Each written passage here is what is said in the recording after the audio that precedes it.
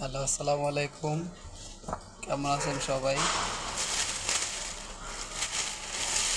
জানি সবাই ভালো আছেন, ভালো থাকেন। কিন্তু একটা জিনিস অনেক খারাপ লাগতে আছে রিপন মিয়ারে নিয়া। রিপন ভাইরে অনেক ভালো মনের মানুষ মনে করতাম আমিও, সবাই মনে করতো। ফেসবুকে ঢুকতে পারি না, ফেসবুক পোস্ট, এত পোস্ট, বাবা, অনেক পোস্ট দেখতে আসি সারাটা।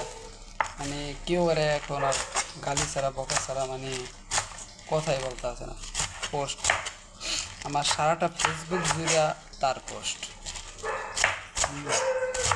মানে সবাই ভাবতে আছে কি বলতে আছে, এতদিন এত ভালো মানুষ মনের মানুষ দেখলাম, হ্যাঁ, গরিব বলে তারে উঠানোর জন্য এত চেষ্টা করলাম, ভালো সাপোর্ট দিলাম, সে এরকম করলো। ভালো মানুষ এখন আর দুনিয়াতে নাই, এই বকর চক্কর নানান জিনিস অভাব নেই, মানে উড়াদুরা যে যেরকম মন চায় ওরকম পোস্ট করছে। ফেসবুক পুরা বইরা লাইছে। তো সর্বশেষ লোকা যার যার ব্যক্তিগত ব্যাপার, ভালো বন্ধু, কিন্তু আমিও মন থেকে অনেক ভালো জানতাম, ভালো বুঝতাম।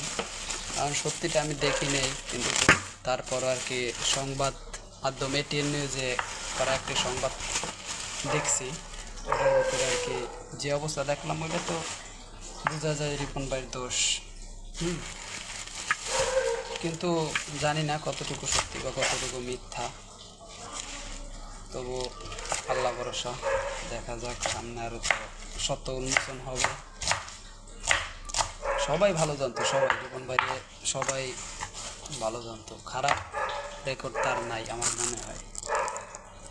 ধন্যবাদ, আপনাদের মতামতগুলো জানাই দিন। ওকে।